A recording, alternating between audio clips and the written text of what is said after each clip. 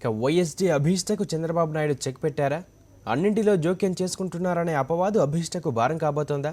పదవి నుంచి తప్పుకోవడం మినహా మరో గత్యంతరం ఆయనకు లేదా? Watch the story. Chandrababu OSD అభీష్టపై టీడీపీలో చర్చ. పదవికి రాజీనామా చేస్తారని ప్రచారం.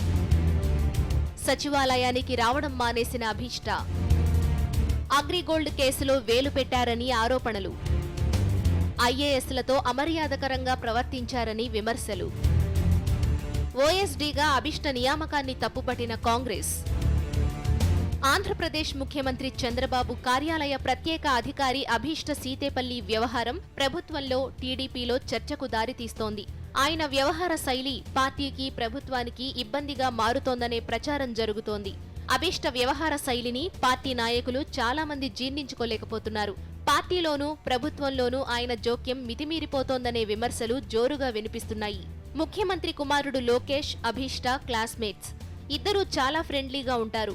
అభీష్ట కూడా చంద్రబాబును డాడీ అని పిలుస్తారట. చంద్రబాబు సింగపూర్ వ్యవహారాలు చక్కబెట్టేది ఈయనేనని చాలా మంది అంటారు. చంద్రబాబు కుటుంబం ఆధ్వర్యంలో నిర్వహించిన ఓ న్యూస్ ఛానల్కు అభీష్ట గతంలో చీఫ్ ఆపరేటింగ్ ఆఫీసర్గా వ్యవహరించారు. టీడీపీ అధికారంలోకి వచ్చాక లోకేష్ సిఫార్సుతో ఏకంగా ముఖ్యమంత్రి ఓఎస్డీగా నియమితులయ్యారు. అభీష్టను ఓఎస్డీగా నియమించడాన్ని కాంగ్రెస్ చాలా తప్పుపట్టింది. లోకేష్ కు ఫ్రెండ్గా తప్ప ఆయనకు ఏ అర్హత ఉందని ఓఎస్డీగా నియమించారని ఏపీసీసీ అధ్యక్షుడు రఘువీర ప్రశ్నించారు. దీనికి సాధారణ పరిపాలనా శాఖ సుదీర్ఘ వివరణ ఇచ్చింది. అయితే అందులో అభీష్టను నియమించేందుకు చూపిన కారణాలేవీ సహేతుకంగా కనిపించలేదు. రాష్ట్రాన్ని కుదిపేస్తున్న అగ్రిగోల్డ్ వ్యవహారంలో అభీష్ట తలదూర్చారనే ఆరోపణలు ఇప్పుడు గుప్పుమంటున్నాయి. ఆ సంస్థ యాజమాన్యాన్ని కాపాడేందుకు ఆయన ప్రయత్నాలు చేస్తున్నారని తెలుగు తమ్ముళ్లకు ఉప్పందింది. ఇది చాలా మంది టీడీపీ నాయకులకు మింగుడు పడడం లేదు. అధికారులు కూడా అభీష్ట వ్యవహార శైలిని తప్పుపడుతున్నారు.